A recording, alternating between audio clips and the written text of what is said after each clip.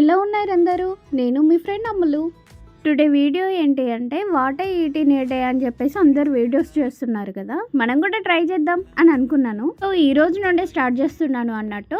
నేను పెట్టిన నేమ్ ఏంటంటే టుడే మై ఫుడ్.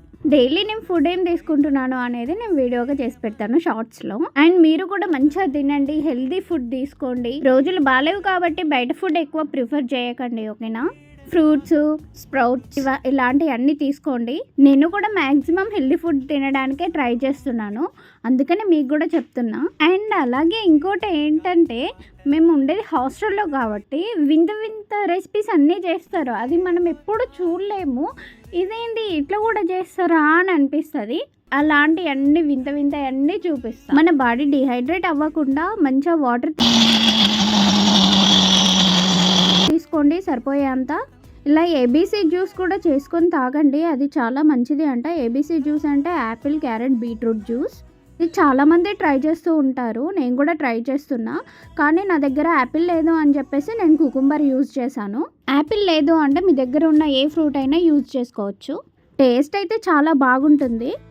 మీకు నచ్చకపోయినా తాగండి, అది మంచిది కాబట్టి తాగాల్సిందే. సజెషన్ ఇస్తున్నా, ఏం మిమ్మల్ని ఫోర్స్ చేయట్లేదు. నా బ్రదర్స్ నాకు సజెస్ట్ చేశారు ఏంటంటే అక్కడ నువ్వు ఫుడ్ ఛాలెంజ్ చెయ్యు అని అన్నారు. నాకు ఓకే అనిపించింది.